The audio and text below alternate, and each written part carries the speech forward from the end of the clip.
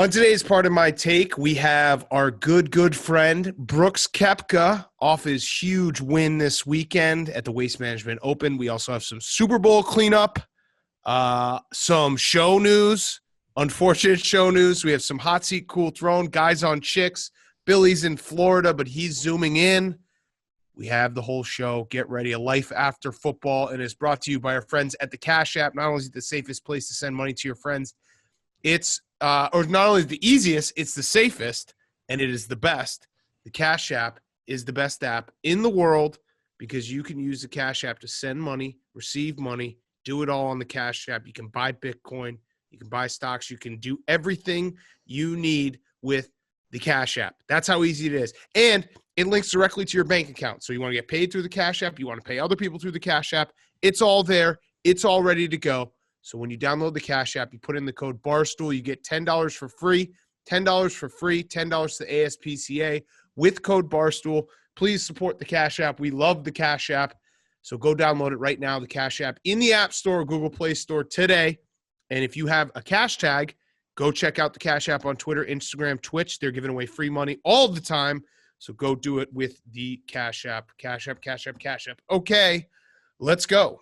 Welcome to Part of My Take, presented by the Cash App. Go download it right now. Use code Barstool. You get $10 for free, $10 to the ASPCA. Today is Wednesday, February 10th, and I have coronavirus. Thoughts and prayers. Sorry. Thanks for coming out, COVID. Yeah. So here is my so in real talk, real quick real talk. Then we'll have fun with the show. I'm okay. It sucks. I'm now isolated in a hotel room and basically not leaving until I start testing negative. It was also, we did everything. I wore a mask all the time. It just sucks. It is what it is. Didn't take it lightly. Wasn't like I haven't been to a bar in a fucking year plus. I haven't been to a restaurant, any of that shit. I basically go to work and go home. So it happened. I think some people kind of caught on to it because I just wasn't around. And also we're on Zoom. So we'll be on Zoom probably for the rest of this week. Here is my one silver lining that I thought of. If you remember, around this time last year, it's a little bit later, March, right before the tournament, I said that if they don't play March Madness, I will inject myself with coronavirus. Yep. Well, they didn't play March Madness, and I didn't inject myself with coronavirus. So I think that getting it is finally karma, and on top of that, it means that we officially will have a March Madness tournament this year. Yeah, you would have absolutely opened yourself up for all sorts of hate if for some reason March Madness got delayed. There were logistic errors related to coronavirus. If that happened and you had not gotten coronavirus yet, the calls for you to go to a packed restaurant down in Florida with Billy and just start sucking face with every co-ed that you see, like Morgan Waller, Hank, bleep his name out, would be astronomical. That's all that you'd hear. So yes, I think in a weird way, it might portend good things. Now I do hope that you're healthy. I hope that you make a full recovery. Oh, I feel shit. I feel terrible. Yeah. And I hope I'm not being rude just in case you don't recover. Mm-hmm. Would you want us to dig up your body and cut your pinky off? Make your pinky team right now for next year so we know who to track it for. Oh, okay. My pinky team for next year will be – oh, fuck. Well, this is my pinky team if I'm dead? Yeah. So I get to pick a different pinky team if I'm alive. Yes. All right. Yes, you know what? Then do the Packers. If the Packers win the Super Bowl, and if I die and the Packers win the Super Bowl, cut my pinky and throw it at Aaron Rodgers' face. There's a 0.0005% chance that we have to do that. Yeah, I mean, look, we don't biggest episode in the history of the show. We have not taken. We've had fun because we're a fun show and we're not trying to. We take the piss out of pretty much everything. But this does suck. I do feel like shit. It sucks that it happened. But it's a pandemic. We're not COVID shaming. I'm sure. Do you think that? Here's my one question. Do you think the people that hate us will shame me? Do you think they'll try to find a way? You think so? Yes. Oh, because that's fucking bullshit. Yes. Like, Yeah, Bryson, I'm not Bryson DeChambeau is going to have a highlight reel coming out in the next 3 days for sure. No, but I'm not like a 24-year-old kid who's like going to spring break or like going to Florida after he wins a fight against Jose Canseco and blacking out at a bar, like, and being irresponsible. I'm a fucking 36-year-old dad that went from work to home. And it was bound to happen if, we had a couple work trips that took us out there. And that's I made the calculated risk. I knew what was going to happen if I had to leave my little bubble. I did it because I love my job and I wanted to keep working, and, it sucks. Yeah, actually now is the most powerful time, I think, that you can issue a clear statement telling people and reminding them, wear a mask. Yeah, wear a mask. Wear a mask, as people. a living mask up. Let's just say this too. Can I do some PR real quick? No. I had COVID 3 weeks ago, and I didn't want to talk about it too much because. Oh, that's weird. I wonder how I got it. Yeah, dude, you might have got it from me, but I went through quarantine. You fucking dick. Dude, you were in your mask. I didn't go near you. Legitimately, I'm. All right, shut up, Billy. Mute it. I mean, mute it, Billy. Billy killing all of us would be one of those. It would be the ultimate, you get what you bargained for moment. I also love that Billy just tried to go. He raised his hand. And he said, "Can I do some quick PR?" And then just implicated himself in giving me coronavirus. Yeah. Thanks, dude. Appreciate it. It's a major chickens coming home to roost moment for us for sure.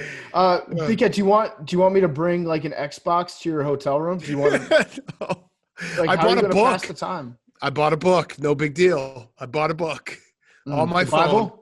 No, I bought a book on my phone. I'm going to try to read it on my phone. I'll let everyone know. If I can't read a fucking book stuck in a hotel in Manhattan for a week by myself, literally not going anywhere, then I think that might just be it for me in reading. It might just be The Big Short was it, and I'm walking off that. So here's the thing. If Big Cat's got it, obviously Hank, me, Jake are taking all the necessary precautions. That's why we're staying in our hotel room or in our apartments as well. Billy's in a hotel room doing God knows what. But we're gonna take it serious. We're getting tested all week long. But the chances of Big Cat having it, none of us having it, pretty low. So we're gonna monitor the situation. So Hank is feeling sick, even though Hank does look like he is the ultimate Twitch gamer right now. His stream room with the blue light. You just need you need neon. You need to wrap neon lights around Normie and then just have him walking around the background to make it a true Twitch room. But if you have it, have you contacted Jose Canseco? Was he a close contact during the interview? Jose, I mean, at least he doesn't have any pre-existing breathing conditions that we need to be worried about, does he? Yeah, I listen, Jose Canseco, you now have been told. I tested positive on Monday, but who knows? So might want to take the precaution. I don't think Jose Canseco respects COVID. I don't think he respects anything in his life. Scumbag. No, but he now knows. The mask that he was wearing actually wasn't a COVID mask. That was just his sleep apnea device. Yes. So we are taking every precaution. A lot of people who were on different trips have been sent home to quarantine for the week. And we'll be doing Zooms till at least the very earliest would be Sunday, but it probably won't even be, it'll probably be next week, Tuesday or something. So, all right, should we talk about other things? And if I do survive, which I plan on surviving, I will be saying I'm a COVID survivor, just so everyone's clear. Yeah, I have one last question. So you still have your sense of taste, right? Yep. That's a bummer. Because if you needed help, going on your diet, your post-Super Bowl diet, I wish I didn't have a sense of taste right now. Big Cat, I've eaten salads 2 days in a row. My body has entirely rejected it. It ran through me like I was a goose. It was bad. I wish I didn't have to eat this crap. Well, so here's the thing. I have a sense of taste, but I have zero appetite. I have look at this. A big bag of Pirates booty. This is all I've had in the last 48 hours. So every 3 hours, I'll just take a handful to see if I still have my sense of taste. And I guess we'll test right now, live on camera. This is electric. All right. He seems to be enjoying. Still cheesy. How many balls? Still cheesy. How many balls? Still cheesy. 4.2. Still cheesy. Yeah. So but I don't have any appetite. I haven't eaten anything. Do we need to send you some free chi? Does it need to be like a cancer treatment patient who needs to stimulate their appetite? I'm worried about you wasting away. Dude, I'm going to get hot. I'm going to come out of this hotel room hot, wearing the same clothes for fucking 7 days straight, looking hot. All right. So let's do some Super Bowl cleanup. Want to do some Super Bowl cleanup? I still can't believe Billy just implicated himself. Whatever. Let's do some Super Bowl cleanup. Did you see some ridiculous Tom Brady things that came out of this? The stat, 344 career games. And if you cut his career in half, he's a perfect 132-40 and 132-40. How crazy is that? Wait, what? Tom Brady has played 344 regular season and postseason career games. Yeah. If you cut his career games exactly in half, he's 132-40 and 132-40. Is that insane? That is crazy. That's witchcraft. That's turbo Eli Manning. Yeah, which actually he hasn't gotten better. Yeah, he peaked too early. Yeah. The other one was the story that came out that Tom Brady texted his entire team every night the week leading up to the Super Bowl just saying, "We will win." And I have to imagine that's got to be, like, in terms of text messages you can get, that has to be the single most, like, confidence-inducing text message you can get from anyone at any point in your life. Tom Brady just saying, "We will win." Yeah, no, it's powerful. It's a very short to the point statement where I think if anybody else besides, like if Blaine Gabbert sent that text message to everybody each night, Right. You probably get less confident. But when it's coming from Tom Brady, "we will win," sounds extremely profound. Yes. Right? It's like if someone who is like, if a poet says something that's just like a very plain generic phrase, then everyone kind of ignores it. But if it's at the end of like a fable involving a frog, a scorpion, and a fox trying to cross a river, then it's like, yep, that makes a lot of sense. Like, it really hammers it home depending on who it's coming from. Yes, like if Tom Brady texted me right now, it's like, you will be better tomorrow. I'll probably test negative tomorrow. Like I truly believe that he has those powers now. It's just everything defies logic when it comes to him. It's like if it's Tom Brady and the guy with the big handsome shallow Hal, Tony Robbins, those two guys, if they sent me a text saying "we will win," then I would absolutely believe it no matter what. Yeah, I'm pretty psyched about the parade that they're going to have in Tampa. They just announced it today. They're doing a boat parade. So beautiful boaters are going on the high seas, which I'm going to love seeing people like dress up their Tampa fishing vessels as pirate ships. It's going to be cool. It's going to be a very unique parade. So I'm glad that they're getting to do something out of it. Tom Brady's used to those. Yeah, and Hank, remember when we went down to Tampa for the Stanley Cup Final Game 2 in 2015? They dyed the ocean blue. They're gonna dye red. The great people at Tampa just sat there in awe as they were like, "Wow, could you look at that?" And like, "What's going on?" Like, wait, also the ocean blue. They also, I'm assuming that the boat they're going to be on is a pirate ship, right? It has to be. They have to rent. They have to rent the biggest commercial pirate ship that's available on the East Coast. They did this for the Lightning. The Lightning had a boat parade as well. But yeah, they absolutely have to have it on a pirate ship. And I think that if you put Gronk on a pirate ship and you gave him a sword, and after the boat parade you just kept on going out in the Atlantic, like he would be like, okay, we're just pirates now. Mm-hmm. Like he would be down for just being a pirate. 1,000,000%. Bruce Arians has a barrel full of rum that he keeps with him on the captain's bridge. I think that they should dye the ocean red. That'd be sick. Make it look like a big shark attack happened out there. That'd be very intimidating. Yes. The other note I had, this one was Marcus Mosher tweeted this out. The last 12 Super Bowls, the leading rusher on the winning team, the highest salary was $2.5 million.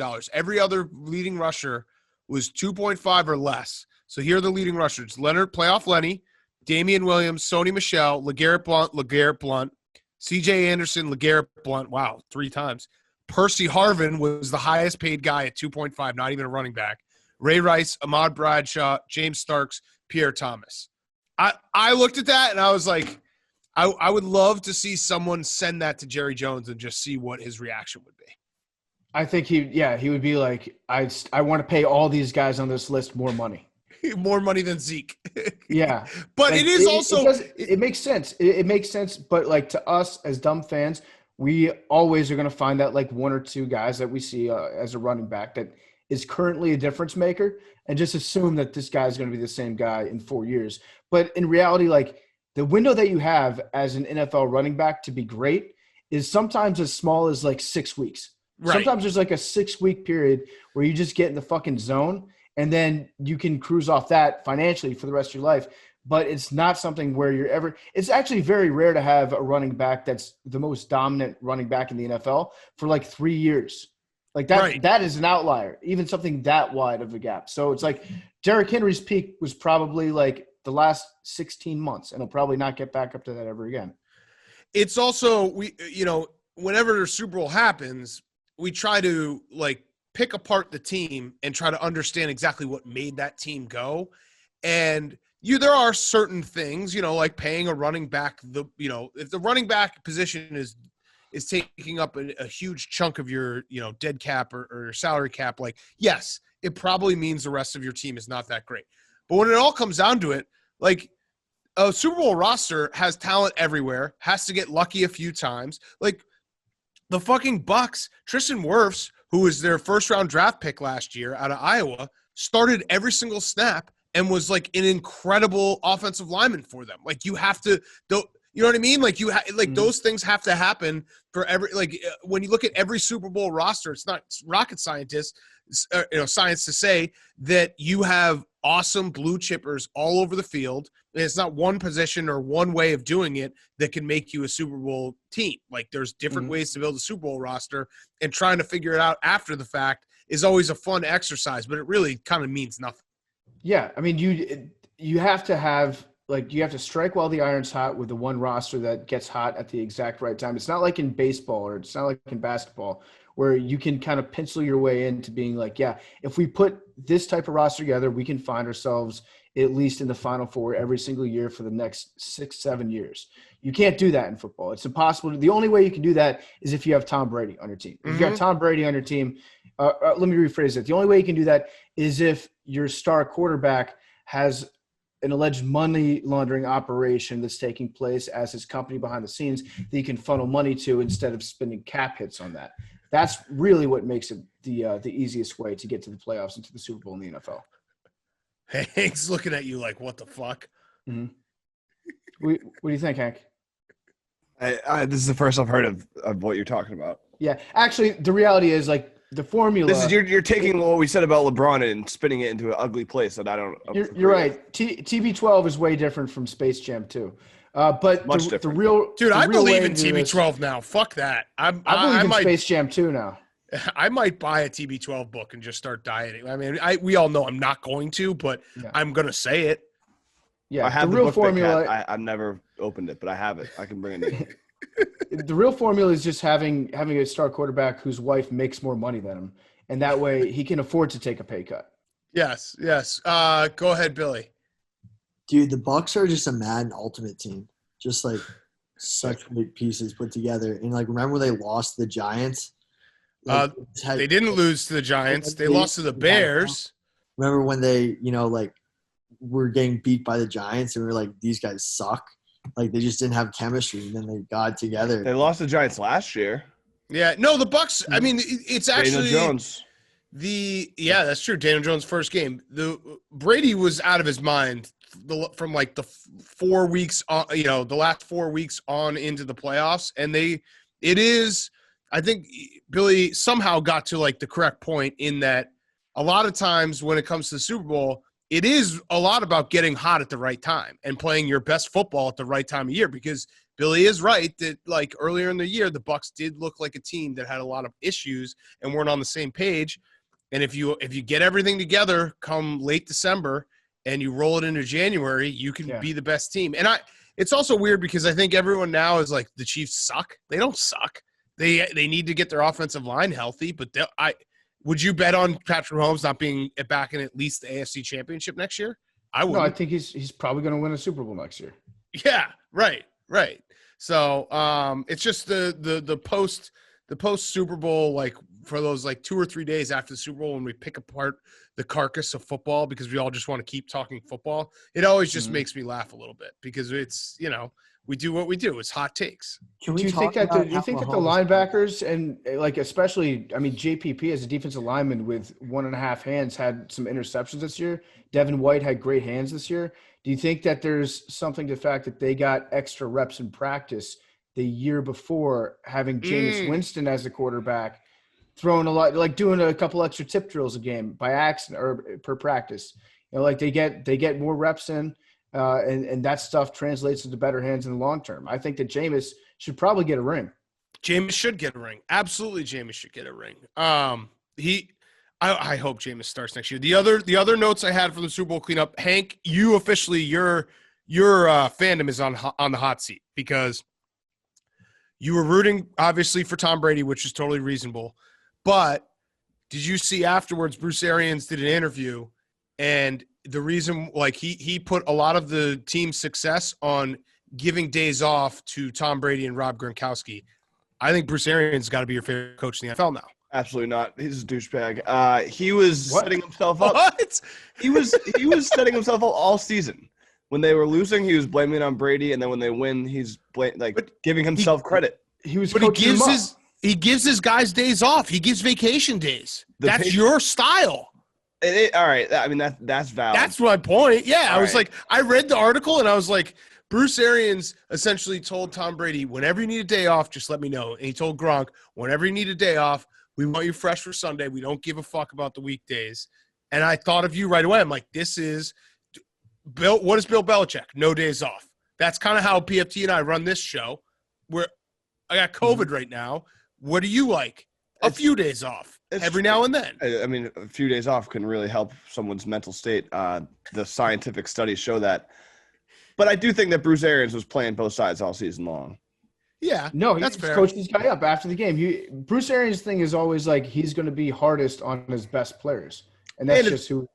It's also it's like what Barstool does, where like you get unlimited vacation days, but if you take a vacation, like we're going to shame you. Like I'm sure if Brady and Gronk weren't there, Bruce would have been like, oh, well, Brady and Gronk weren't here. Like he would have done that as well. I'd like to point out that we should be offering our thoughts and prayers to Hank as well, because Hank had a vacation planned this weekend. He was going to go to Florida, so he's the only real because you had a vacation planned, PFT. I was okay. All right. So are you vacation shaming me now? No, I'm just like I was piggybacking off your vacation. No, it's like it one for all and all for one. Like if one of us takes a vacation, we should all take a vacation. I wasn't going to let you take a few days off without because obviously if we came back and it was like, how was your trip? And you couldn't ask me how my trip was, like that would have been so awkward. Yeah. So there was a moment I was talking to Rhea. We are gonna go to Florida, just like get away for a couple days. This was at like 10 a.m. I got on the train, and then Big Cat texted us like an hour later. It was like, I have COVID, so we didn't even book anything. So it's not that bad. I'd also like to point out that Billy, how many wristbands do you have on right now? How many different clubs have you been in that you haven't taken off? Dude, I have the antibodies. Fuck my people life. Forget I Fuck literally my trained life. for a fight with COVID.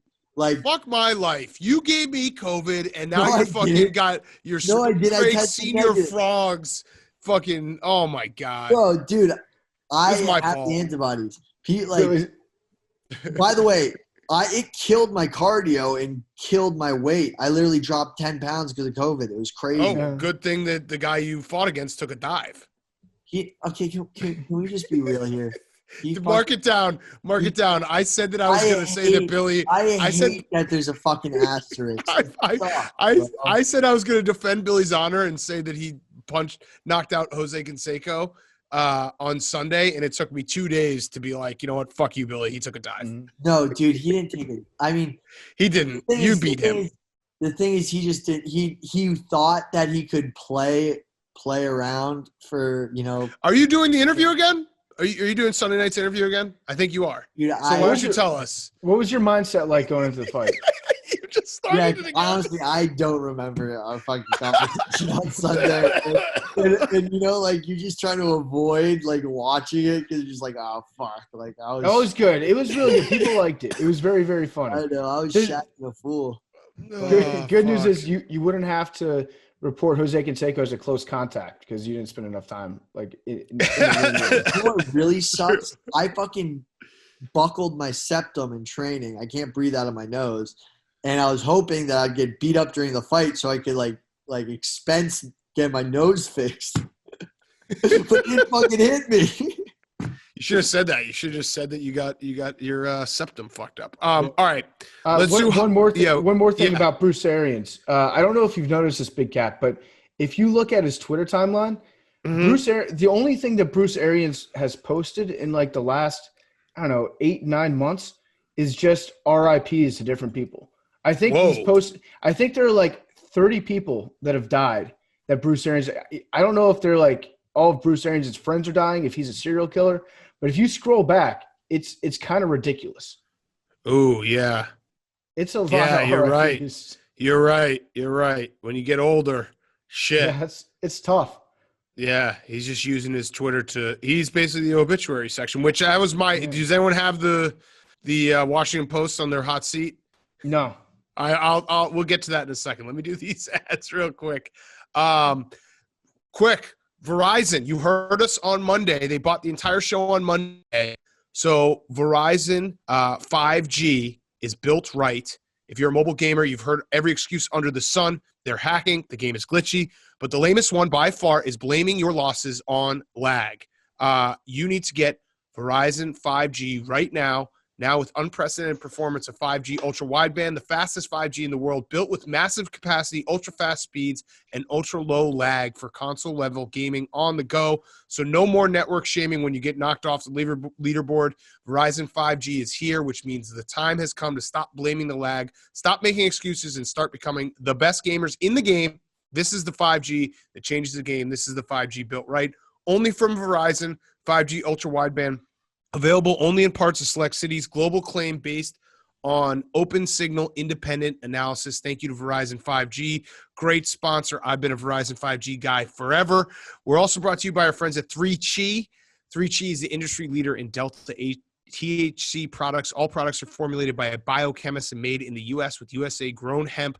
3Chi's Delta 8 is a federally legal version of THC and is a more functional alternative to marijuana.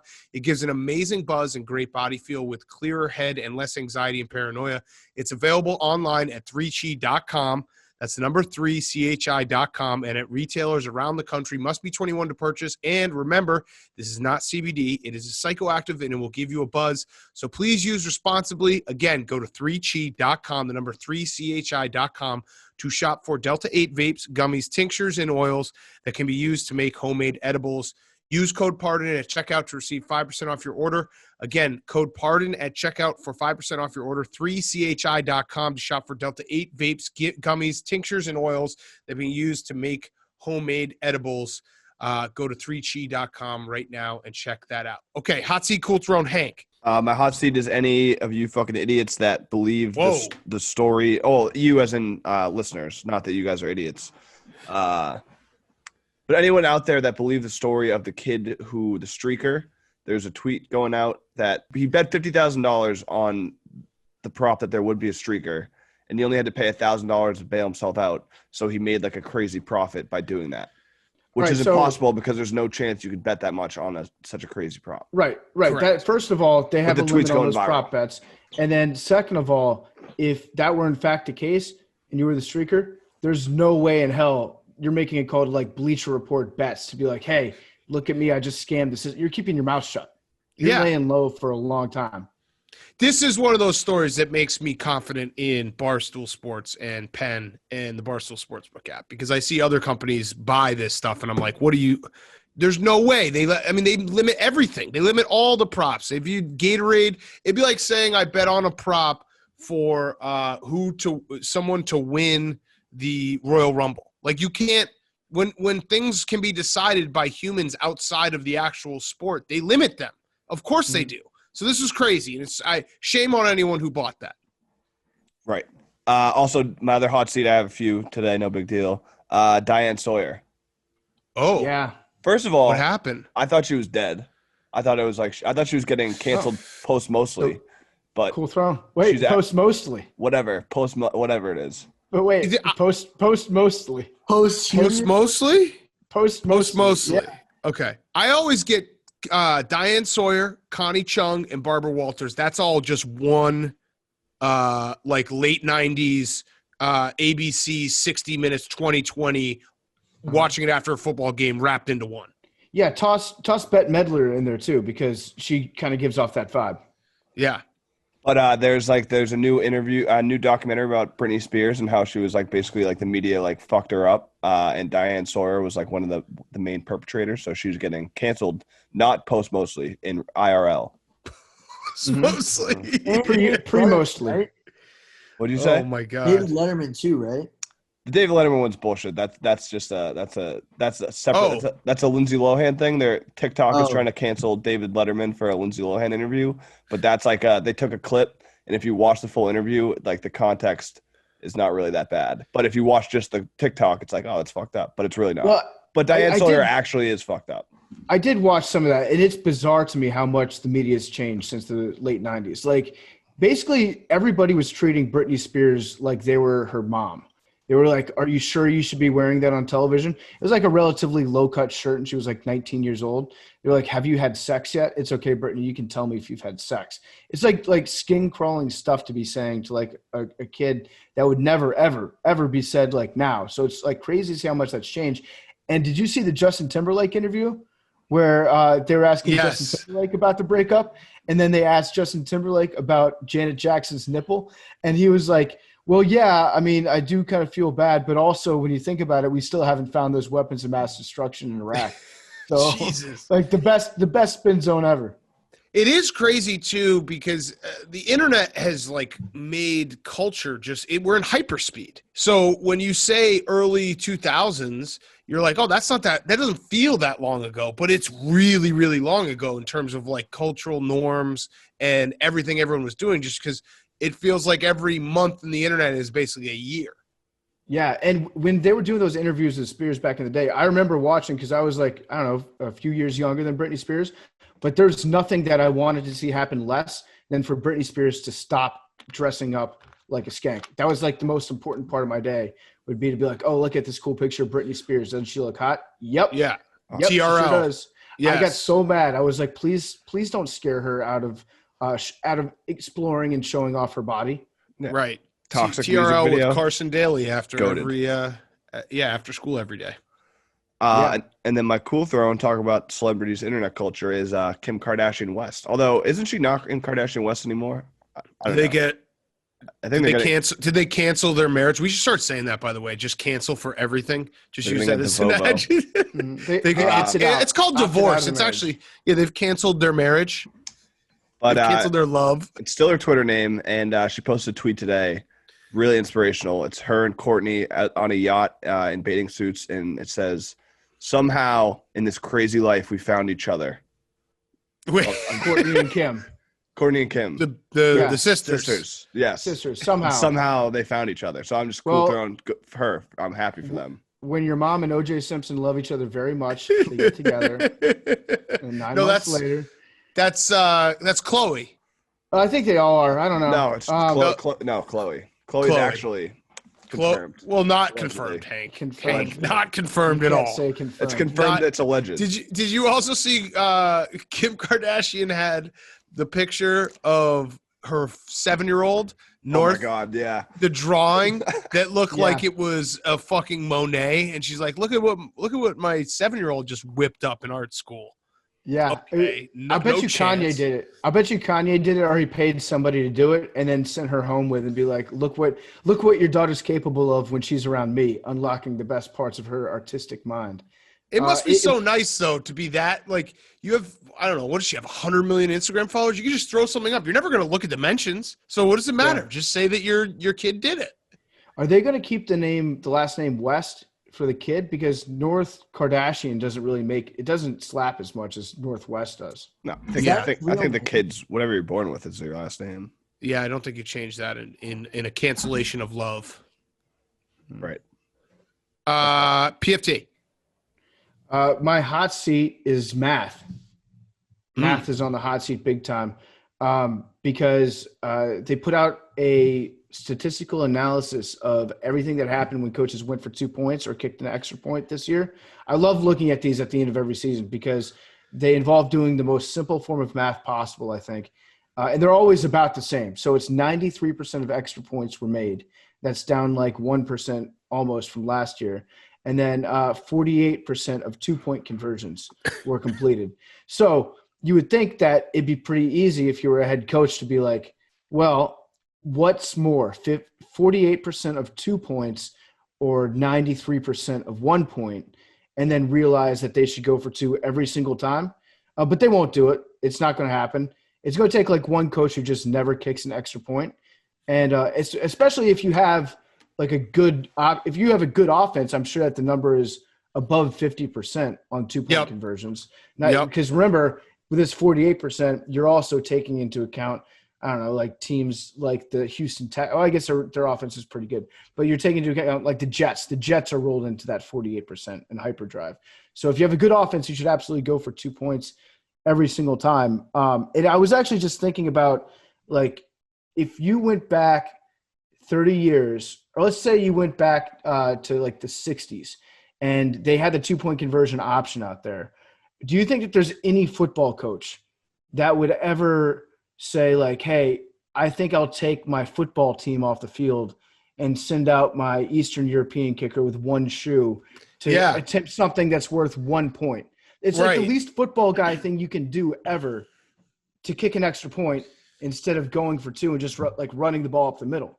But it's because like it's been that way for so long that now it's the conservative thing to do, to send your like little pansy kicker out there to kick an extra point.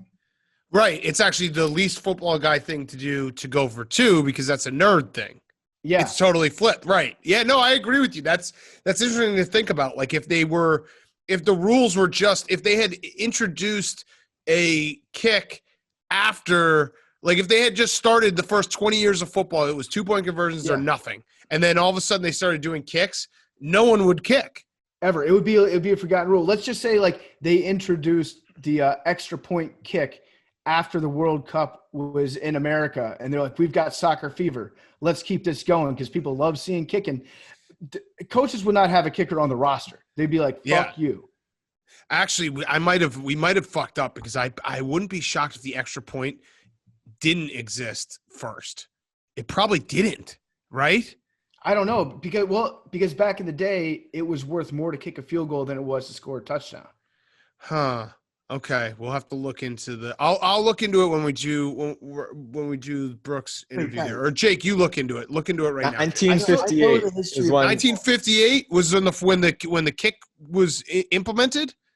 Beginning in 1958, the scrimmage play conversion method of scoring became worth 2 points. A 2-point conversion. That was 2-point conversion. That's what happened. Yeah. Okay, that makes sense. So it was always like you would go for a 2-point conversion, but it was 1 point, and then they finally made it 2, and people still weren't like, hey, maybe we should start doing this. Yeah. How many points would they have had to make it for a coach, like 4, and be like, oh, actually, this is a good idea? No, probably. I think it'd have to be like 5.5. Yeah, it's so ridiculous, so backwards. Was that you have a cool throne? Yeah, my cool throne is actually no. I was gonna put our beautiful boaters on the cool throne for the boat parade, which I'm very excited about. Although, you know what sucks about this though? How are they going to be able to toss beers to Rob Gronkowski to shotgun from the land? From the land. Do they have a big enough arm? Yeah. The if it's anything like the Lightning boat parade, they like go down like a little canal and people can throw shit at them. Wait, when's the boat parade? Billy, you're not going to the boat parade. Billy's like, I can be your correspondent for this giant party. Yeah. Tomorrow. Billy, you're not even close to Tampa right now. I don't care. I'll drive. No, you won't. No, you couldn't even get on a plane today. Yeah. Billy, I might actually end up driving home because I can't deal with planes and organizing stuff.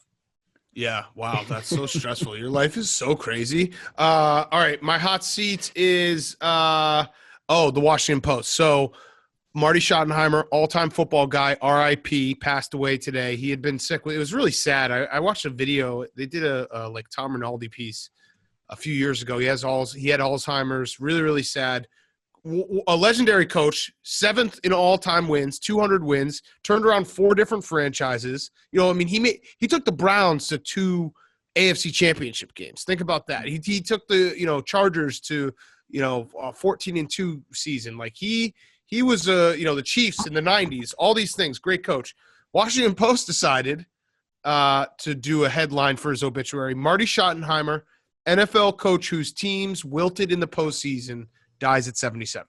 So that was – I do really believe that the headline writer lost a bet. Like one of those teams that Marty Schottenheimer had like 13-3, Joe Montana, like he lost a bet and he's been waiting for Marty Schottenheimer to pass away to then throw that out there. Because that feels like hell hath no fury like a scorned gambler. That's what that feels like to me. It does feel like a grudge headline. Because if you're just a football fan, that's not even the first thing I think about with Marty Schottenheimer at all. Like I would the top three things that would come to my mind would not involve him choking away things in the playoffs because he had some like shitty kickers that messed things up for him at times. Like Marty Ball. He wasn't Marty Ball. Marty Ball is fun, man. If you choose to embrace establishing the run, Marty Schottenheimer defense, Marty Schottenheimer invented running the football as far as I'm concerned. So yeah, it is fucked up. It could be Dan Snyder probably paid somebody at the Washington Post to write that headline. Dan Snyder is probably the only person in America that's bitter at Marty Schottenheimer because they had a grudge after Marty. I think Marty claimed Deion Sanders or somebody off waivers at his next job and wouldn't let Dan Snyder pick them up. So I think that they've got like a long-standing beef. But if you find yourself on the same side as Dan Snyder in any argument, you already fucked up. I'd like to polish my fact earlier. College football was 1958. The NFL adopted the two-point conversion in 94. What? Right. The two-point conversion came much, much later. Oh, I mean, I guess we're 9 years old. I guess I don't even remember that. Yeah, but that's what I'm saying. Like coaches are like, oh, this is one of those newfangled. Like if it happened today, a coach would be like, oh, it's this new TikTok rule, you know? Yeah, they're like, oh, right. it's one of these internet rules that they tell you to do when you get an AOL CD delivered to your mailbox. They probably saw it as like an advancement in technology, so they were like, no, thank you, not going to do that. You know what I just did? I did what we do to younger kids who assume that the yellow line has always existed. That isn't the first down line. I just did that. Like there's people who've watched football their whole life. They're like, whoa, like you actually don't remember when it was a 2-point conversion. I've had that conversation with people who don't remember when the yellow line was introduced because I remember it so vividly and being like, oh my God, everything has changed. Do you remember when they reintroduced instant replay? Yeah. Yes. That was wild. So like the instant replay was one of those things that I think they started for the first time like a long, long time ago. But the camera that they were shooting on it with, like if it's the worst camera that you could, it was useless. You couldn't rewind it. You couldn't see shit on it. So back in like, I don't know, the 70s or 80s or whenever it was, they're like, we're going to push pause on that until our cameras get better. And they brought it in, I think mid-90s. I think it was right around the same time as the 2-point conversion. Yes. The last thing I had with Marty Schottenheimer, I just forgot that the absolute pinnacle of coach looks will forever be the 90s when it comes to the script hat and the starter jacket. That is the coolest that coaches will ever look in any sport ever. Like they're just when you see those pictures of Marty Schottenheimer on the Chiefs sideline and the huge fucking jumbo headsets, the coolest you could ever look. I miss those days. I wish guys would wear starter jackets again.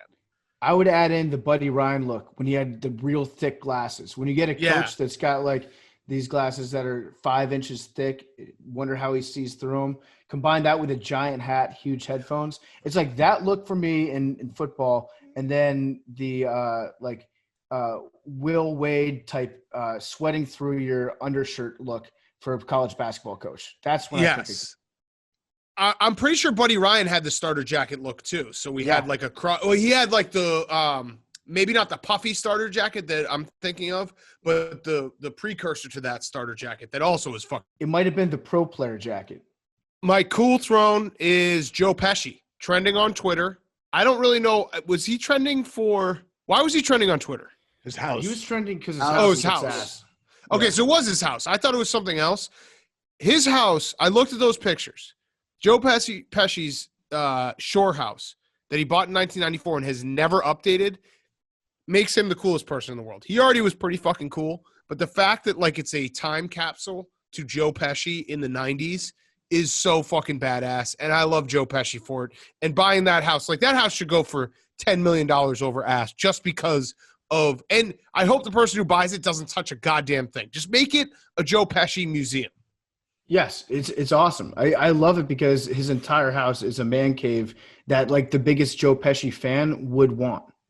So like who's the richest Joe Pesci fan in the world? Because that's the guy that needs to buy the house. Like I feel like Bon Jovi is probably a huge Joe Pesci fan. Glenny Balls. We should do a GoFundMe and all the money should go to Glenny Balls to be able to purchase this home and live in it and just make content out of the house. I guarantee you, if you gave Glenny Balls this house, he would find something new and cool that would make him giggle every day for like 25 years. Pay for himself. Agreed. Absolutely has to happen. Billy, I'm scared to even ask you if you have a hot seat cool throne. Yeah, dude, did you just see what Jose tweeted? Okay, so the answer is you don't. What did he tweet? He tweeted something really fucking weird, dude. Oh, no way. Jose Canseco? Yeah, he tweeted, wait for it. Let's find out what really happened here. Did anyone ever see me get hit in the face at all? Wait for the truth. It's coming to a theater near you. The fuck? Did you pay him to take a dive?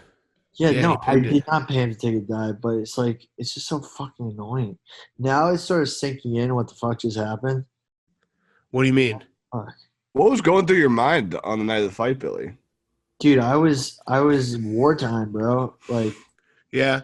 I legitimately just like got to the point in my head where I just like felt no fear, and I was just, my fight plan was to throw 140 punches around. Like when you have a 3 1-minute rounds, like, you know, yeah, cardio is not a deal, but if you came out and like sprint fighting, it's different than, you know, fighting for multiple rounds. Like boxing is like a marathon, right? But like the way we were doing it, it's a sprint. So I trained to sprint fight, which is just tucking your chin and throwing as many punches as you can.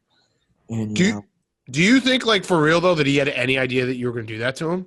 I think this is what I think happened, right? From my point of view, I stepped in the ring to fight. I came in, I literally, once I got hit by him and realized like he doesn't have this crazy power he was talking about, I went and threw my 1-2s down the pipe, got wrapped up with him, and like I worked on in camp, if he was going to try to wrestle me, I was going to bounce out and hit him with the hooks on the inside real quick. And then he just, once he realized that I was going to be able to dismantle him, he went down. And then I got angry because I was so wound up, and I was like, is this guy going to fucking – Wait, did I just cut out? Yeah. Oh, all right. Let's do that again. Billy, 3, 2, 1. Guys, so, Billy, what did it feel like when you were going up against Jose that night? Guys, I'm so Did you actually just answer those 2 questions? I was actually I was interested into what he was saying right there. Because Billy, Hank had to go off stream. He was laughing so hard. The thing is, like, I actually trained for a fight. I'm gonna be like, I didn't think he knew I was like an athlete at all. And when I was taller than him before the fight, I saw him. He was low key, like he was trying to talk trash to me the night before the fight, and I was like, dude, like, did he come up? Did he come up to you? Yeah, he came up to me, said, "You know what you got yourself into?" And I was just like in my head, I was like, I just was cool, calm, and collected because I was shitting myself like 2 weeks before the fucking fight, like, right. But I had to like. You didn't have anxiety attacks, did you? I did, bro. I would wake up in the middle of the night. Yeah, man. Like, what the fuck? Like, are you kidding? How many times do you think in the next month we can do this with Billy? Just get him to retell the fight. No, seriously, Billy. Yeah. Like when you saw him at the weigh-in, weren't you a little bit intimidated? Weren't you a little intimidated though because he's tall? He's taller than you. He's like a big dude. No, I'm taller than him. That's what people realize. Once I realized I had reach on him, I was like, I'm gonna fuck this guy up. Like because the guys I'd been fighting and sparring, training, going up to the camp, like I legitimately the first week of my sparring, like guys were teeing off on me because one, they were pissed at this kid who like never boxed before got a shot at that money, and they like thought I was a huge pussy. So I was getting my ass beat for a fucking month leading up to this fight, and that's when I knew like he wasn't going to be able when you get the confidence, like, yeah, I wasn't a good boxer, but I could fucking get hit in the face and throw punches. I was ready to go into the fucking fight, man. But But no, like actually, this is a totally real question because I feel like everyone going into the fight was like, once Jose will just fucking one punch knock him out. Yeah, Like, and did he not? Did he not have power? Everyone was talking about this punch power. When he hit me with his jab, right, it was a punch. But like, I'd taken tons of punches going like up to the fight. It was like once he punched me, and I realized the fucking wizard behind the curtain was fucking just a man. I fucking went after him. And that's what it was. Knocked his ass out. Billy, it just sucks he quit because didn't give me. He literally, what happened was he didn't take a dive. He just didn't give me. Quit. No, he quit. Like Billy, but like from a mindset mentality, like were you? Did you get to berserker mode? Yeah, I did. I fucking did. It was crazy. Like I was just locked in. And, it was – the whole thing's been so crazy. It's just like, So what's your hot seat? My hot seat's COVID because Big Cat's going to kick his ass. Okay. Oh, that's really fucked up to say after you gave it to me. Oh, wait, no, you said big – I'm going to kick it. I have COVID brain. I reversed it on myself. I have COVID brain. Sorry. Big Cat, just anytime you fuck up, just say that you have long COVID. No, I did. COVID, you got COVID that got its ass kicked.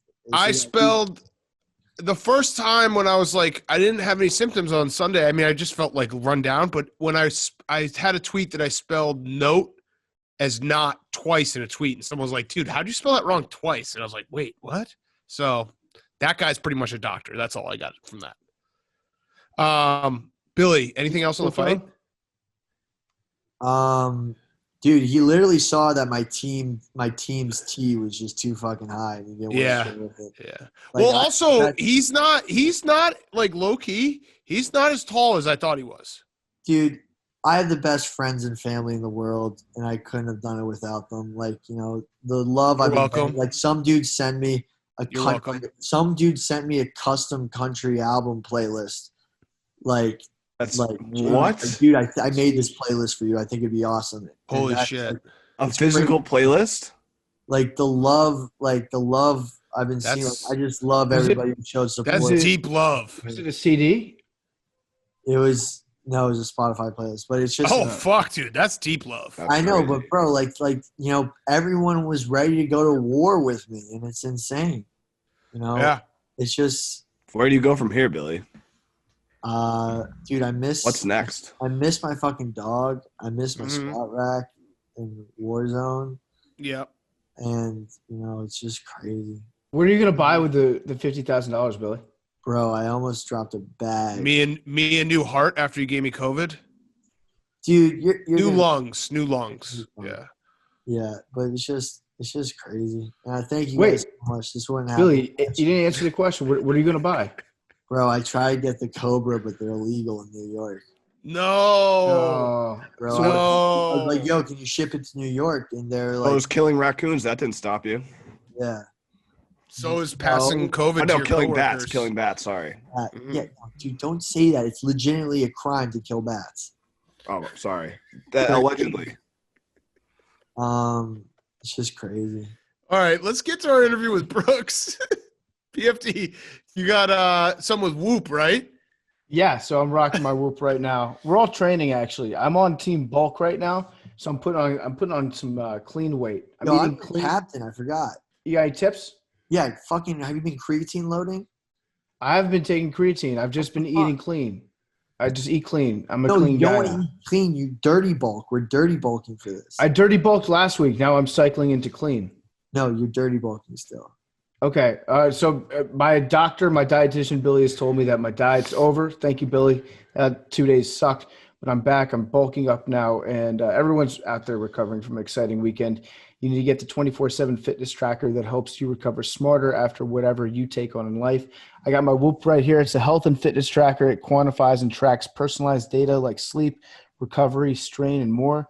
So each day when you get up, Whoop gives you a recovery score based on your sleep, your respiratory rate, your resting heart rate, and your heart rate variability. The score lets you know how to approach your day, whether you should push yourself or if you should take it easy. I woke up this morning with a 76. Had a 76. It was green. When it's green on the screen, I wake up, I feel like I can do anything. I'm going to hit a workout right after this is over. I'm gonna get big. I'm gonna get swole. I'm gonna be jacked up. I'm gonna be looking like a beast come summertime in the swimsuit. Get my summer bod ready to go with Whoop. And the way that it works is you wear this Whoop band around your wrist, and the band connects with an app on your phone. Automatically measures your heart rate, your calories burned, and your activity levels throughout the day, so you don't ever have to start and stop for workouts.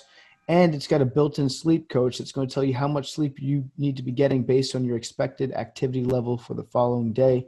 And it tracks your 4 sleep cycles: the awake, the light, the REM, and the slow wave sleep, to see that not only are you getting a high enough quantity of sleep, but you're getting a high enough quality of sleep. So we've been wearing our bands for a couple months, and it's awesome to track our sleep and activity on these things. It makes it a lot easier. Whoop can help you make smarter lifestyle choices and keep you performing at your best. Whoop is having a must-have sale right now. It's offering 15% off. Use the promo code TAKE at checkout. Go to WHOOP.com, enter promo code TAKE at checkout, save 15%. And now, Brooks Koepka. Okay, we now welcome on one of our best friends in the entire world, future Blake of the Year, hopefully. Just coming off Waste Management. I root for all the Blakes. I want all the Blakes to do well. Just coming off Waste Management Championship, won a trophy back in the winner's circle, even though that doesn't exist in golf. It is Brooks Koepka, our guy. Brooks, how are you feeling? Let's do that. Let's do a shitty journalist question. How you feeling? I feel a lot better today than I did yesterday morning when I woke up. I can promise you that. Yesterday was a bit of a struggle. Fought through it though, and back. That's what winners do. Just keep plugging along. Yeah. How does the body feel? That's another good one to ask. Is just like physically, from a physical standpoint. I saw, the last time we saw you, I guess this was at the U.S. Open. You're getting your knee tugged out of place. Are you feeling all right? Everything back into position? Yeah. Everything's back. It's all good. It'll be all right. I'm surviving. Well, so I actually wanted to talk about that because I know that, you're a very cool guy and you make golf look easy, but I did read the quotes that there was some dark days in 2020 because your knee wasn't really responding the way you needed it to, and it felt like it was a longer journey than you expected. Was there ever a point where you're like, I may never be back? Like this might not work out. Like I'm not going to be Brooks Koepka anymore. Yeah, I thought maybe the only shot of winning anything was Blake of the Year for the rest of my career. Which, I mean, it's not a bad thing. It's not a knock on Blake of the Year, but I thought that was my best chance going forward. Yeah. But no, it was it was a pain in the butt. I literally just every day it was just stiff. I couldn't do anything. Waking up, trying to walk around was difficult enough, and then you start getting in the weight room and it feels like my knee was going to go sideways. It's just not a fun feeling. Oh, what's a great story maybe we can tell here is, a lot of the haters out there, a lot of the knock against Blake from people that don't know what they're talking about, they would be like, Brooks doesn't love golf like we do, or he doesn't love golf like everybody else should love golf. Did this injury give you a newfound love for the game of golf? Yeah, I mean, it's always one of those things. It's a love-hate relationship though, but it's my job at the end of the day. I mean, yeah, you love your job. I like doing it, but at the same time, it can be very repetitive. Just doing it day in, day out, and especially when you're sucking at it. It's not much fun. Yeah. So did it? You're a guy who, I mean, you're my fan favorite. I think there's a lot of people who root for you because you're a refreshing, honest guy when it comes to like interviews and media. Was there a moment though, because it felt like there were some guys that took their shots at you when you were down, knowing that you were down? Did you like read those and you're like, all right, come on, I'm gonna be back eventually. Like eventually I'm gonna come back. I'm gonna be fuck you, Brooks Koepka tour. Yeah. No, I mean, I saw a few of them. It's fine. Hey, listen, I've been known to take my shots. They can take their shots too. It's cool. I can live with them, big boy. I love that. That makes you better than everyone else, just so you know. Yeah. Listen, at the end of the day, I mean, I'm a sports fan too. I can't tell you how many times I've yelled at the TV because LeBron James has missed a shot or somebody else has done something. And I mean, it's part of sports, man. Yeah. I love that. Yeah. So I saw that you won, I think it was a $1.3 million check. That's pretty cool. Did you think about asking it for like to check in Bitcoin or Dogecoin or something like that? I would have. I should have. Actually, that would have been great. I could have turned that real quick into some good money. I think if you just say the word Dogecoin, then it's going to jump up at least like 5 cents a share. Yeah, I'll say Dogecoin. That's kind of how it works. I know my brother was on one about 2 weeks ago. I mean, he was just sitting there watching it. I'm like, dude, it's like midnight. Relax. The market isn't even open yet. Like, you'll be all right. Dogecoin never sleeps. Dogecoin never sleeps. Does that get as like you've won obviously big tournaments before, you've won majors, but I'd have to imagine like when you're walking off of 18 and you're like, wait, 1.3 million in a 4 days work, that's pretty damn good. Like, does that ever get old, or is that still just the coolest feeling in the world? It is a really cool feeling. I'm not going to lie. Just trying to think of what I could. I mean, it was like Jose. He got paid like what, 150K per second. I mean, that's pretty good for taking a dive. And by the way, he owes you guys what, $2,000 to the Barstool Fund for taking that dive? He owes $1,000. Yes. I highly doubt he's going to pay it. Yeah, I don't think so, kid. I love how he put. I love how he put PFT in the box. Oh yeah, he totally bought that PFT and I were different ages. Like, I was a decade older. He's like, the adults are talking here. Jose's not exactly a smart guy. It's funny you bring that up though, because everyone loved our interview with Billy Football on Monday after his win on Friday night. He was very drunk when we interviewed him on Sunday night. We actually talked to you on FaceTime on Sunday night. I think you were just as drunk as Billy Football.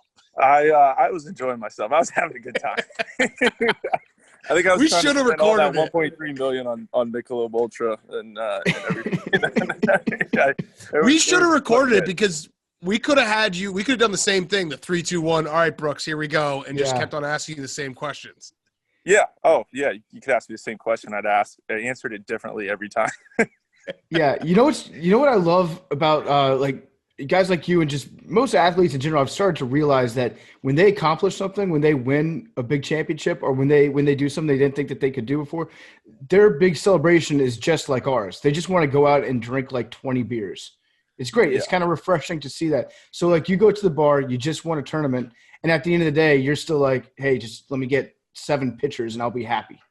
Yeah, exactly. Just like everybody else. That's what people forget. Just because you see me on TV and you see me doing this stuff, I'm just I drink Michelob Ultra the same way you drink. It's a regular. Bloggers too. It's crazy. Yeah. People come up to us in bars. They're like, "We thought you'd be, like drinking the martinis that they make with gold dust in them." It's like, nope. Just load me up with Coors Light. I'm a happy boy. Oh, yep. Hey, I'm just looking to get drunk. That's it. Yeah. Yeah. All right, Brooks. I don't want to get you in any trouble. But we also, us, we're not huge golf nerds. We love watching you. We love watching majors. Explain to us if you were, let's take Patrick Reed's side. Let's do that so that won't get you in trouble. Explain to us what everything he did correctly when the ball snafu happened last week. Everything he did correctly. He called a rules official, so that was correct. He marked the ball. Volunteer. Yeah. He marked the ball. He asked the question if it was plugged, so that was good. And then then he followed what the rules official said when he said it was embedded. that was the only thing that he did correctly. What about the drop? Did he execute the drop correctly? Like he dropped it from the right place? Yeah, actually, yeah, he did do that. He dropped it correctly. Yeah, he dropped it from the knee height, so that was good. Okay. Well, I mean, a lot of golfers, I think you're kind of alluding to this too. You're saying that you can't embed a ball off of a second bounce. Aren't you just kind of telling on yourself for not hitting shots hard enough that they stick into the ground on that bounce? What amazes me is that I don't think anybody knows this, but like where he hit it was like the highest point in the whole golf course. It was like everything runs away from that, and that's like the highest point at Torrey Pines. I don't know. He's incredible. Yeah, what you're basically saying is Patrick Reed is incredible, and I agree. He's incredible. He's an incredible golfer. I hope you're okay with us. He's probably our number 2. It's you and then him, just because he's such a bad boy. Yeah, I like Patrick, but I mean, yeah, with the whole sandcastle thing that happened, he's playing in the sand, at Hero, and then this one, yeah, not the best of looks, I guess. No, I'd agree. Yeah. I'd agree. That's a fair way to put it. So how, like, when shit like that happens, do you guys talk in the clubhouse or like, can you believe this guy didn't do this? Or like, are guys genuinely upset when the rules aren't followed like to a T out on the golf course? Yeah. So I guess this is what got me thinking. I was talking to, I think, Rory about it later on or last week before. It's like, okay, that's great when the cameras are on, but when the cameras are off us on a Sunday, when you're in like 30th position, like what really happens? Yeah. Good point. That's Because that's a lot of money on the line. Like between 30th and 40th, like that's actually a really good point. But like, what happens to the guy where, I mean, later down the year, in the last tournament of the year, the guy that finishes 126, did he? It's one of those things. Did someone cheat him out of something? You never know. I mean, you never know. It's a bunch of what ifs, but you feel bad if that was to happen to the guy. That's a good point, though. And that's it's a fair thing to say. Like, that's where it really hurts, that people don't really think about it. And that's where it's like everyone needs to be on the up and up. Yeah. I mean, I think you could do it if you really wanted to. But I don't know. I just couldn't. I couldn't do it. I couldn't live with myself. Yeah. And there's no chance, like, you can't monitor everybody all the time in that sport. There's just too much going on unless every player had, like, body cams and then it got to be reviewed like at the end of every single round. Cool. Like, there's no chance that you can just make sure that everyone's not cheating at any given time. Has there ever been any talk, not about this Patrick Reed guy in particular, but about any golfer? Have you ever heard somebody be like, yo, let's wait for this guy in the parking lot and beat him up because I caught him cheating? No, I don't think. There's definitely been rumors that go around about different guys. But I don't think there's no fights. We would wait for the Rough and Rowdy for that. Yeah. We just go with 14. Yes. All right. Another dumb question for you. On 17, when you hold out that eagle, are you actually aiming at the hole there? Or is it like, I'm just trying to get it somewhere close and then hopefully it works? No, that was just dumb luck that it went in. That was just real dumb luck. I fucking love it. Because it's such a good shot and everyone's like, oh my God. But I don't know how those work. I assume you're just trying to put it to a place that will give you a great putt. And then it ends up going in. It's like, fuck, that was awesome. So if you really want me to be honest about it, there's 3 sprinkler heads that were right my way. When I went up to the green to go look at it, I was like, oh, if I land these right on line with the sprinkler heads, I was like, that's where I want to land it. I'll have myself like a 6-8 footer if I hit a good shot. Because they were right there, I had to go a little bit further right. And then the ball, I mean, it kind of took a weird little hop. And, I mean, I'll be honest with you, it shouldn't have gone. That's just stupid luck, man. That makes it so much better. That's like sums up golf too. When we see the greatest shots, and in reality, it's like I probably actually hit that a little bit, but it ended up going in.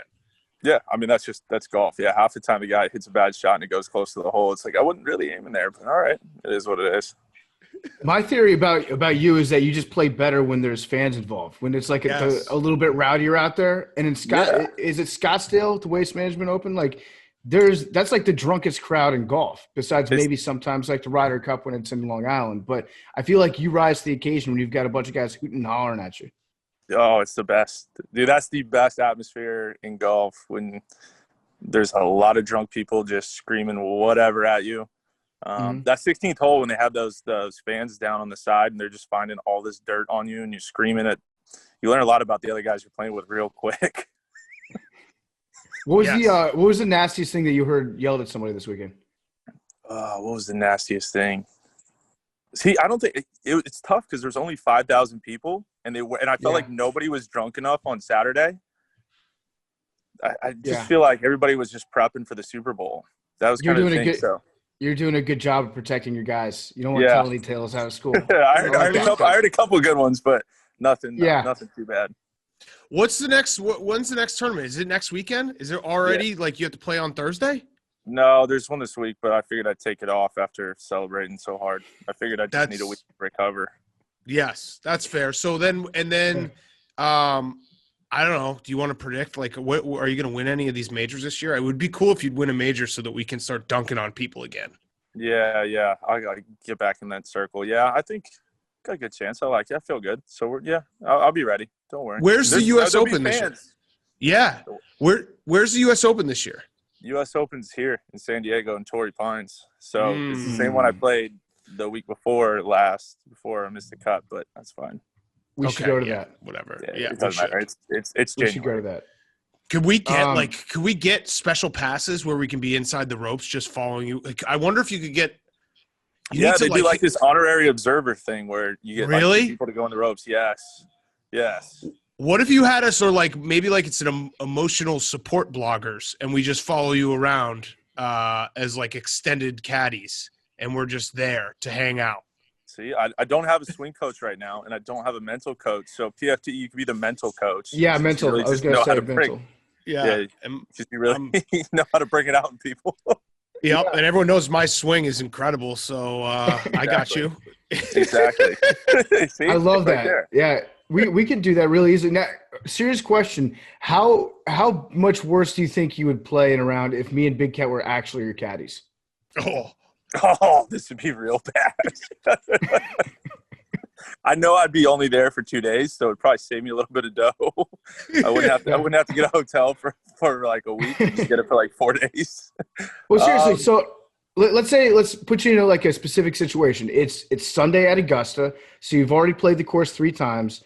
It's 65 degrees out, very little wind. Greens are a little bit soft. Pin placement is medium hard, but your caddy sprains his ankle, can't go. Me and Big Cat are on the bag for you. What do you shoot on Sunday? Oh, so that's a major. It's different. 'Cause I'm good at those. So yeah. And so are we. I mean, we still win. It doesn't matter. We win. That's what we do. Hell yeah, right? we win. Hell yeah, we win. We do. This interview with Brooks is brought to you by NASCAR. The Daytona 500, vroom, vroom. Racing is officially backed with the NASCAR Daytona 500. This Sunday at 2:30 p.m. Eastern on Fox. Watch the world's best racers battle to be crowned a Daytona 500 champion. Smells like Denny Hamlin's here. I'm just going to say it. It feels like a Denny Hamlin week right now. We're going to be rooting for him. We're not going to be rooting for Slowy Slogano. He's too slow. Don't just watch the Daytona 500, though. You can ride with Barstool and bet the race with us by heading to the Barstool Sportsbook app. We're going to have a gambling stream live from Sunday's race, so make sure to tune in and bet responsibly. Let's go racing. You can bet on the outright winner of the top 10 head-to-head matchups, manufacturer of winning car. Denny is plus 700, Chase Elliott 900, Ryan Blaney 1100. He who shall not be named is all the way back there, just like he's going to be in the pack at plus 1100. I might throw down some ducats on that, a little Denny Hamlin versus Logano head-to-head matchup. But, yeah, you can check it out in the Barstool Sports app. Daytona 500 this weekend, Sunday at 2:30 p.m. Let's go racing. Now, more Brooks Koepka. You mentioned just now, so you did split with your swing coach. How does that work? Like, is that – whenever I read that, I'm like, ooh, what happened? But I assume that just happens routinely throughout golf. Like, guys go through swing coaches because at some point you just need something different, right? Yeah. So at some point you're just like, all right, look, I had a great run with him. It was fun. He's a good dude. I like him still. I still talk to him. He texted me after the win, but it's just one of those things where, hey, maybe you want to try to get a little bit better, fine tune a couple things. And I've just been talking to his dad a little bit about my swing and another guy who I've used basically my whole career. Because I feel like from the outside looking in, it's always whenever I read one of those stories, I'm like, oh, shit, like that's bad. But then I realized almost every golfer, I think every golfer at some point has switched their swing coach because at some point you need to just change things up. So it's probably a no hard feelings both ways, right? Yeah, it's pretty much that. Usually you go through, if let's say my whole career, usually there's probably 2 or 3 caddies, a couple swing coaches. Just kind of depends whatever you want to do. Yeah. Did you say that you replaced your swing coach with your swing coach's dad? Yeah, that's no, I didn't replace him with that. I don't have anybody, but I've always bounced ideas off his dad, Butch Harmon. I've always bounced ideas off him and another guy in England. So it's like a fucked up porn. Yeah. What's swingers? What is going on, Brooks? Have you ever thought about like having 2 swing coaches at once? Yeah, Big Cat and PFT. That's it. Yup. We'll do it. It. Absolutely. Absolutely. When you get those big checks after tournaments, what do you do with the checks? Do you have like a garage that's just filled with them? No, but I should. I should just put them in my trunk or put them in the car like Happy Gilmore. That'd be actually badass. Yeah. Just drive around with a whole bunch of big ass checks in the back. Yeah. Yes. No, Yes. You know, it's a really funny story about that. So I won that same event in 2015, and I remember I was moving out of the old house and moving into the one I'm in now, and I was like, I don't know where that trophy is. I have no idea. So I called my agent, and we had to track it down. It had been lost for like 3.5 years, and it was in some warehouse. Didn't even know I didn't have it until we were moving. I was like, where's that trophy? No idea. That's perfect, though. That's fucking perfect. I was like, hey, the check went through, right? Wait, did you win it the year the Super Bowl was there? Yeah. That was. Did you ever meet Jim Renner, who was the original People's Golfer? I don't know where he is right now, but he was on tour for a little bit, and he came over to our Super Bowl house that year, and was like just putting back beers. And this girl was like, "Hey, what do you do?" And he's like, "I golf." She's like, "Oh, really?" Like, yeah, kind of like professionally. And he's like, "Yeah, I got a tee time tomorrow, like 8 a.m." And it was like 11 p.m. at our Super Bowl house. We're like, "What are you doing right now?" Yeah. He didn't make the cut, so I should have came over then. I I don't know what I was doing. You were winning the tournament, so you were probably doing something better. Yes. Yeah, I was doing all right. Yeah, but that Jim night, Renner's a legend. I'm trying to think. I think I was definitely more drunk that year than I was this one. Yeah. Damn. Which was impressive. Yeah. What win has made you go out and just decide to party the hardiest? Oh, the first major when we were like, no, we're not going home. We're going to Vegas. I mean, I think I was actually standing up. I was dancing while the plane was landing in Vegas. I think I was like on the seat. Like, oh, it was bad. I remember we landed. It was like it was 1:30, and my agent and or whatever was like, "Oh my God, it's 1:30," and I was like, "It's only 1:30? Oh yes, great. We got plenty of time."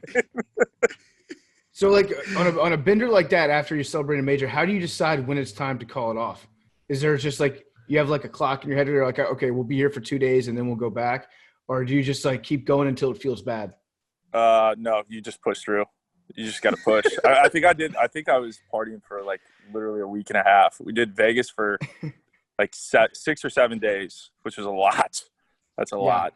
And then we kept the party going in LA, and then I think in LA, I remember that summer it was, I don't know, it must have been 110. And I walked outside and I literally just about fainted. And I was like, all right, it's time. We're done. It's time to go home. Yeah, it's time. I was like, all right, I'm dead. I can't do this anymore. I'm out. I love it. You got to win a British Open, because those parties, like, they're probably a little more subdued, but they're just like renting out your own English pub and just drinking for 3 days straight in it seemed pretty damn awesome. That's also the best trophy to drink out of, right? Yes, it is the best one, because the ones that I've won are there's a lot of drinks you can put in those, and it just gets all over you. But the Claret Jug, you can definitely drink a little bit better out of it. It's way nicer. Yes. And then you've got a whole nother, you got an 8-hour plane flight in the way back just to keep it going. Perfect. Yes. Yeah. True. Where's the Open Championship this year? Saint something. St. George's. Right yeah. There we go. I was halfway there. Okay, Royal St. George. If you win, we need to just like rent out Scotland. You can just rent Scotland for the weekend, I'm sure. Just go and fucking rager. Yes. Yeah. No, that'd be great. Yeah. And then you guys fly over. Yeah, we'll just rent it out for a week. Yes. All right. I have one last question. So we're now in 2021. You got to win. Blake of the Year is coming up in probably 4 months. Yep. We're depending on COVID. We're trying to get everyone together. How do you like your chances if we are all together, all the Blakes together in a competition? I like that a lot better, because I'm telling you what, I answered that phone call on the first ring this year. I had it literally. It was sitting on my chest. I was ready, and then I hear it ring, boom, answer it, and I was like, "There's no way 7." No. So I'm ready to get together. Plus, the amount of shit talking that's going to go on with Blake Griffin, Bortles. They're in off season during that time, pretty much. So I'm still going. So yeah. Well, no, maybe Blake Griffin might be in the NBA Finals, and Blake Bortles might be on a new team. So you don't know that. Yeah, that's true. That is true. Yeah. Yeah, you Which don't know I'll that. how about this? I'm going to schedule an off week whenever that week comes. Perfect. We'll do it That's for it. like a week after whatever the major is around there so that you can win that party. And then at the end of the party, we can do the Blake of the Year. Or we just do it while I'm partying. Either way. Yeah, that That's too. fine. That would We'll just actually all be, join that would be great. A Blake of the Year, like who can just stay up the longest. Yeah. Yeah. yeah, that works too. That's perfect. That's perfect. All right, PFT, do you have any other questions? No, my last one was just going to ask you about, I've heard that you've noticed a larger South African following, like a contingency that is actively pulling for Brooks Koepka because they think that you might be South African. Is that true? Yes, actually, you're going to die laughing at this. So we were pulling into the course on Sunday, and this guy was riding his bike, and he was in the whole get up, and it was this South African flag. And I'm like scrambling, trying to get my phone out to take a picture to send to you, PFT. And I couldn't. And I took the photo and I screwed it up because whoever was in our passenger seat, literally just their whole face blocked the guy. And I was like, oh, you got to be kidding me. But I was like, oh, it's got to be, that's a good omen going into a Sunday right there. Absolutely. Yeah. It's like the Washington State flag on College game day. We always you need to see a South African flag to get you pumped up for a winning Sunday. Now, Exactly. Brooks, so I do think you were as drunk as Billy because you did tell us that story on Sunday night. Okay, yeah. So I thought you were maybe telling it again for the listeners, but I think you didn't even realize you told us that story on Sunday night. I had no idea. No idea. Yeah. That's perfect. That's so perfect. You kept saying to me, like, the picture is so bad. It is the worst picture I've ever taken. I feel like I have to see the picture now because you honestly said how bad this picture was maybe 7 times. Yeah. I mean, Fuck, I didn't know I said that. Oh, good. That makes it even better. Dude, never apologize for partying after winning $1.3 million in a tournament. Come on. Yeah. Sorry for that's partying. What makes that's what makes you real. Right, exactly. All right. Well, Brooks, thank you. Hopefully we see you soon, man. And appreciate you doing this. Yeah, thanks, guys. Appreciate it. That interview with Brooks is brought to you by Norton 360 for Gamers. Real gamers know that in order to get good, you need to shield up, and not just in the game, but with your devices and your connections. Cyber criminals could attack your new gaming rig with malware. They could steal access to your gamer accounts and even take over your webcam. If you're not protected, you could lose your in-game progress, inventory, and everything that you grinded for. All those items you've collected during gameplay, like weapons, cosmetics, skins, and virtual currency, they can be sold for real money on various websites. Don't let today's cyber threats bring upon a real-life boss fight. You need Norton 360 for Gamers, security for your PC, and devices that block cyber threats, a VPN for your online privacy, dark web monitoring for your gamer tags, and more, all with fewer notifications. No one can prevent all cybercrime, but Norton 360 for Gamers can help shield you from cyber criminals. Save 20% off your first year at norton.com/gamers. Use promo code PMT. That's 20% off Norton 360 for Gamers at norton.com/gamers, promo code PMT. All right, breaking moose. That's actually a Jake cow, not a Hank cow. Hank Jake, is are there any animals that you can do an impression of? Rough. There we go. Dog. Parking news. We're it's later on at night, and Darren Rovell has challenged PFT to Rough and Rowdy. $2 million that he is asking for. He needs $2 million guaranteed to get in the ring and have PFT kick his ass.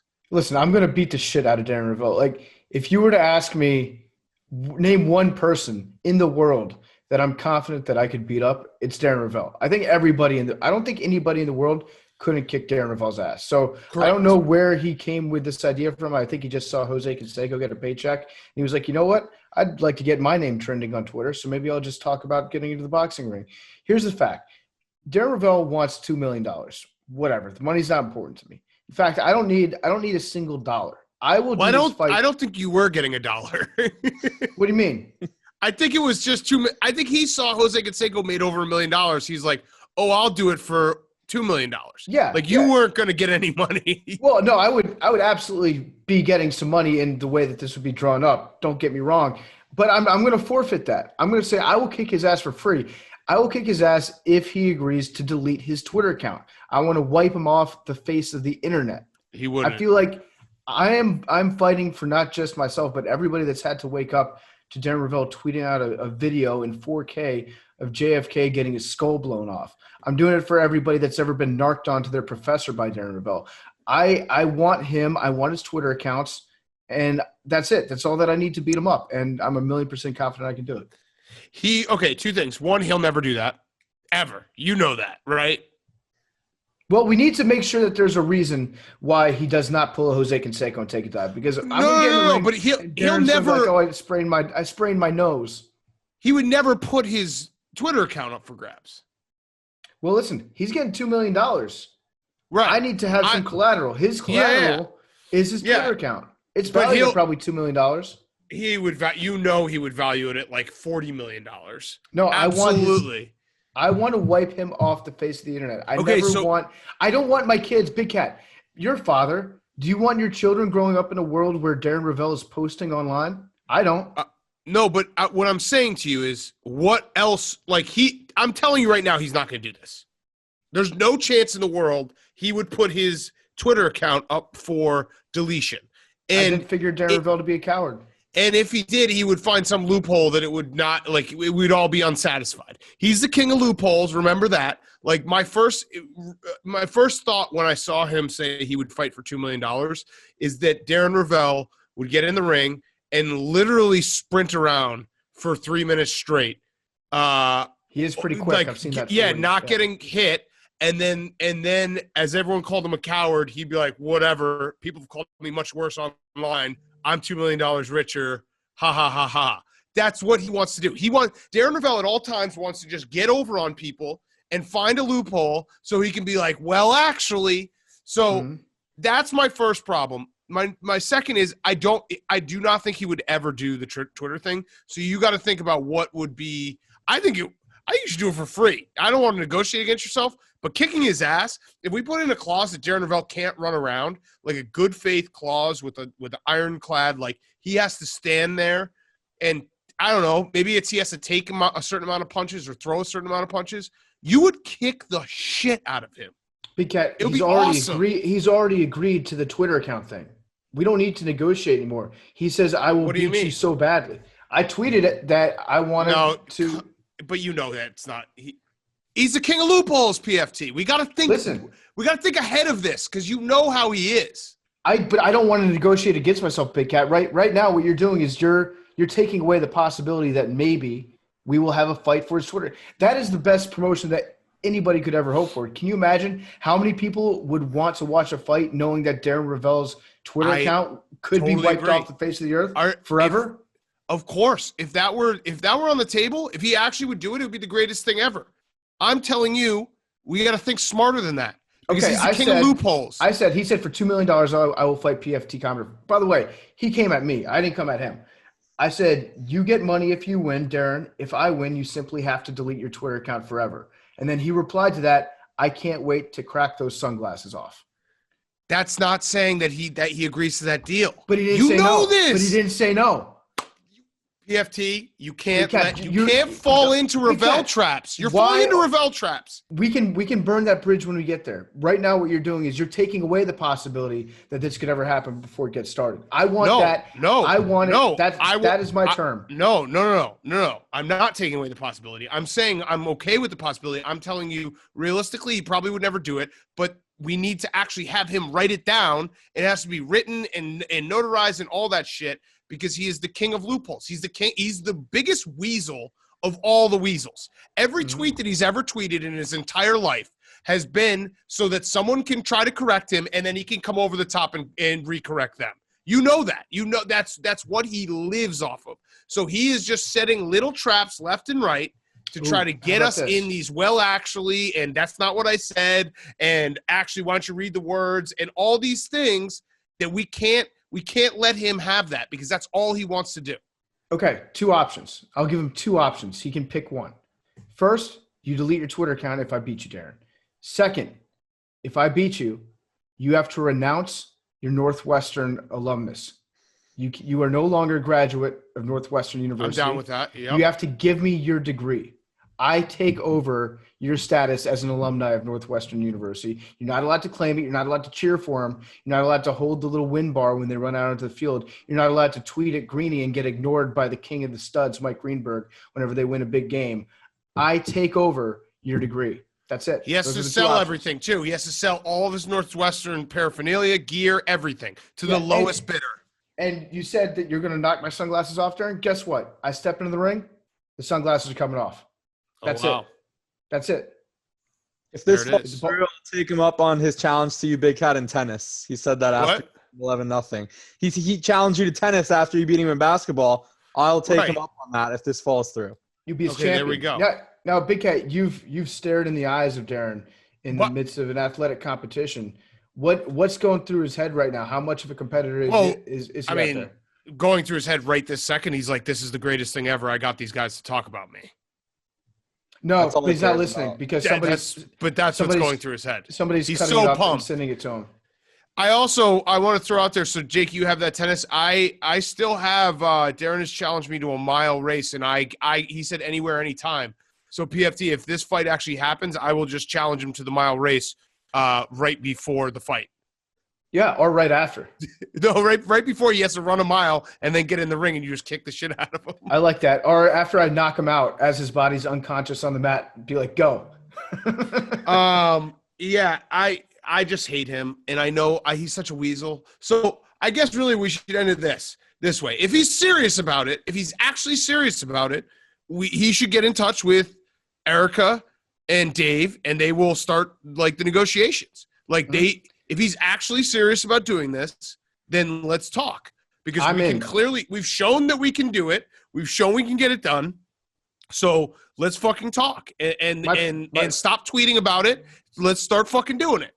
My price is negligible. My price doesn't even count in the grand scheme of this. You have basically a $0 commitment to me. So Darren, it's all up to you. If you really want to make this happen, if you want to get your face beat on national television in front of Leslie and God and the whole world, then bring it on, buddy. Because I got my brand right here, and it's gonna leave some impressions on your face, bitch.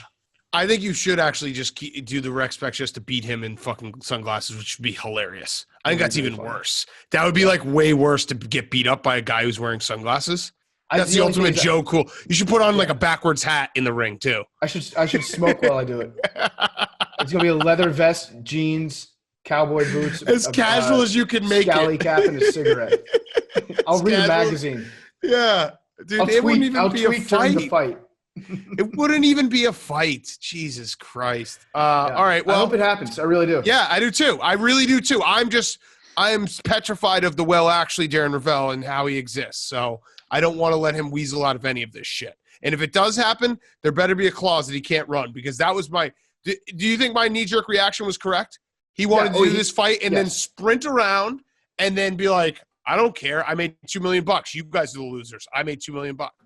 Yeah, that's exactly what it is. He's Andy Kaufman without the comedy. He would just like try to make everybody hate him and then get into a car and drive away. But yeah, listen, Darren, you can do whatever you want to. We got Mike Portnoy on the case, so Mike get to work drawing up some ironclad legal framework on this, buddy. Yeah, and he doesn't have a serious show anymore, so he's ready to go. All right, guys on chicks. Hanks, you ready to go? Hey, boys, especially big boy Billy. My boyfriend and I go to a super Catholic school, and they made a rule that girls cannot go in guys' dorms, claiming that it's because of coronavirus, but really because they hate sex-having people. My boyfriend won't bend the rule because he doesn't want to get expelled. Do I break up with him or go an entire semester not having sex in beds? Please help. I think you got to just not have sex in beds. You really need to explore the campus. Like, college campuses are known for two things. One, having very friendly squirrels wherever you go. And two, a lot of different nooks and crannies that you can bone in. Mm-hmm. Yeah. Libraries, like stacks. Every library has a stack that's just filled with people fucking all the time. I don't even think that they use those parts, those weird parts of the libraries with like the soft cover green books that are all dusty. No one actually goes there. Just have sex there. Yeah, I think, you just make it a semester-long treasure hunt of sex. Or find a guy who will fuck in bed, and then that's technically not cheating, actually, because your boyfriend refuses to do it in bed, so that's not on you. I think that's stealing another podcast material, but hey. Girls, we're cheating in 2021. This might be a movie plot. I'm sure someone will let us know after the fact, but let's just choose to believe. Hey, WFT, Slim Cat, and Hank the Tank. Some background. I'm a 37-year-old woman with 2 kids. This summer, I hooked up with an 18-year-old from my work, and it was the best sex I've had in my whole life. So good that I went back for seconds a week later. We fucked on the beach under the moonlight the first time, and it was so magical. We've since grown apart, but since I felt a little weird about fucking someone that could be considered my kid, but I have these strong feelings for him, and I've heard he has them for me too. What do you think I should do? Is that a plot to a movie? I think it's a plot to like a bunch of movies probably, but it sounds more likely that this was just written by a real horned up 18-year-old guy that has like a crush on his neighbor who's 37. Maybe he's like waved to once or twice. He's like, in my most beautiful fantasy, we're making love under the moonlight and on a beach. And then she's thinking about leaving her husband for me and ditching it all. So I think that's the way I'm going to go with it. Yeah. Yeah. This feels, don't do it. Either side. I don't even know which side was, what side was this written from? The MILF. Yeah. Oh, it's not, no, it's not a movie theater. This is a Jerry Thornton blog.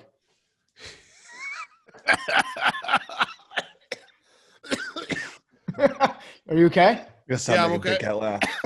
Yeah. Oh, fuck. Hello. So I was told by my boyfriend to text this number regarding a recurring argument we have. Every time my boyfriend goes to the bathroom, number 1, he refuses to wipe. He's repeatedly told me that he gets it all out by just shaking it, but sometimes he walks away with a little dribble on his pants. Wipe? Do this? Or is he gross and should wipe?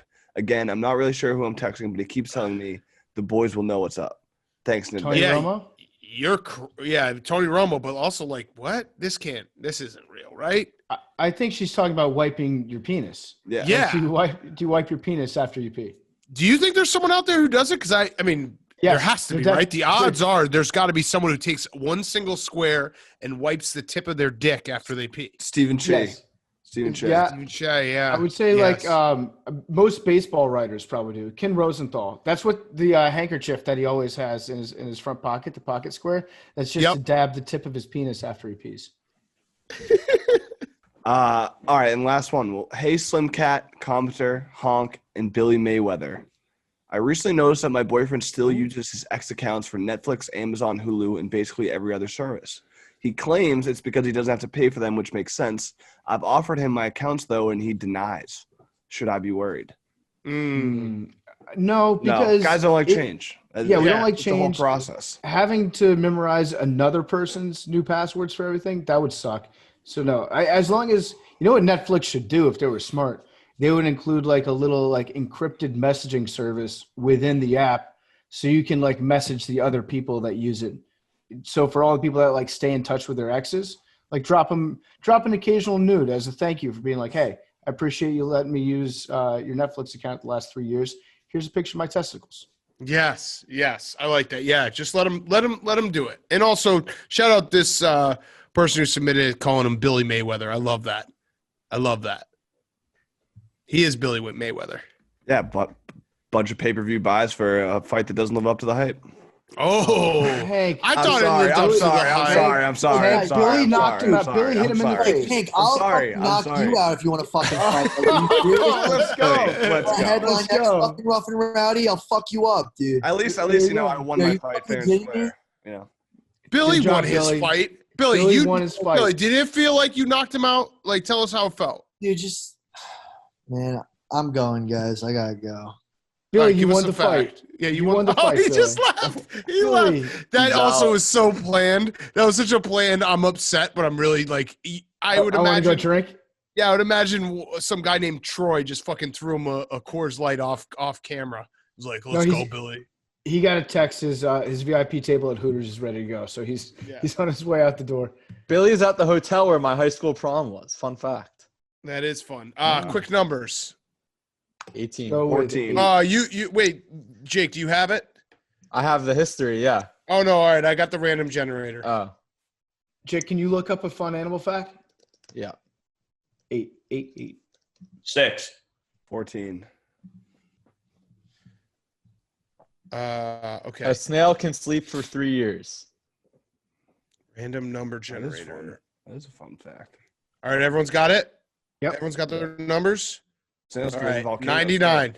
99. 99. No, that's my guess. That's my guess. Oh, That's my okay. guess. Okay. 90. Ooh.